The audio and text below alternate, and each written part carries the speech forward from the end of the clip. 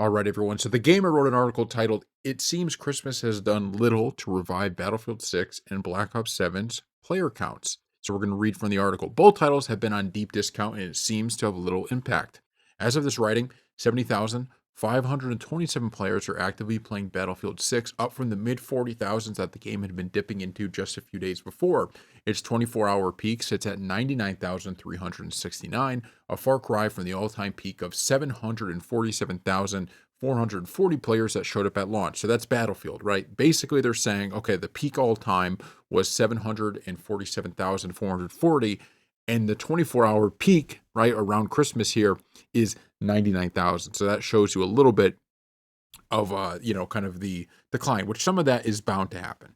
When it comes to Christmas Day itself, the game did manage to shoot from roughly 75,000 players to just under 100,000. However, within a matter of hours, that figure cratered back to its normal trends. On the Black Ops 7 side of things, 44,396 players are currently engaged with the game. Specifically, 44,396 players are engaged in some way with the Call of Duty app, as that's where everything is housed.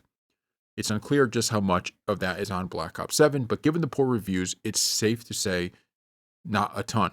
Black Ops 7 24-hour peak was 51,017 players, and between Christmas and Christmas Day, things didn't quite peak due to a new influx of players. In fact, if you look at things over a week-long breakdown, the game was more popular nearly a week ago on Sunday, 62,442 players, than it is right now. So what we get out of this? Okay, number one, Black Ops is not anywhere near as popular right now as Battlefield 6.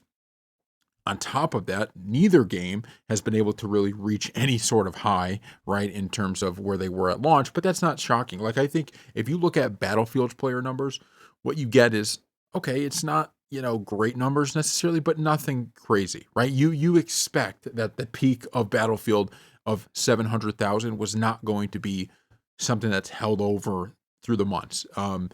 But I think that shows us that even with the discount, even with when you usually are going to have a major surge in players, you just didn't get it.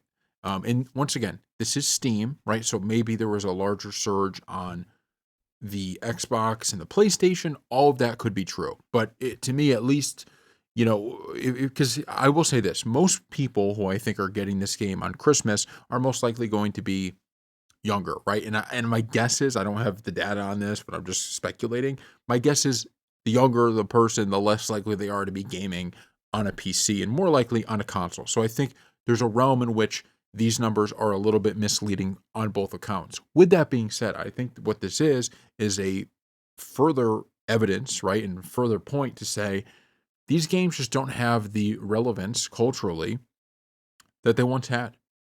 There are just too many other games that people are choosing to play over them, right? And they're not, back in the day, it was like, man, the Christmas Day, they used to call them what, Christmas noobs, right? Everybody just getting the game for the first time logging on. This was a big time thing, right? And so the launch day was a big time thing. And to see how it's fallen, right? And to see how even a game that I think is really good, like Battlefield 6, it can't quite, even see these increases. I think it tells you a lot about where these series are going. Now, I think Battlefield's in a much healthier place than Call of Duty is, right? Because I think Battlefield actually has a good game to build off, and I wouldn't be stunned if you actually do get to see Battlefield when there's a future season update or something like that, kind of reclaim a little bit of its players back.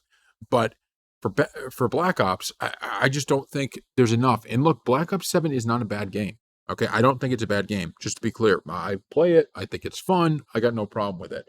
But the thing that's becoming very, very, very clear to me is it just doesn't get me off of other games the way Call of Duty might have in the past.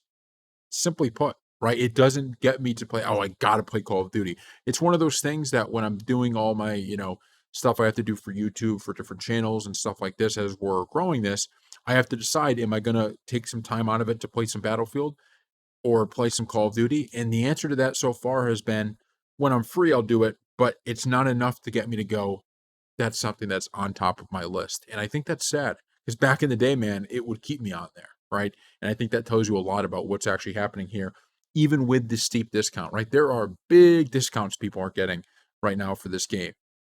But at the end of the day, we're just not seeing it, right? We're not seeing people go, you know what? I'm going to pick up that game and give it a shot. There was a slight amount of an increase, and granted, there could be a bigger increase on the Xbox, on the PlayStation, but so far, we haven't seen it. So thank you all for watching.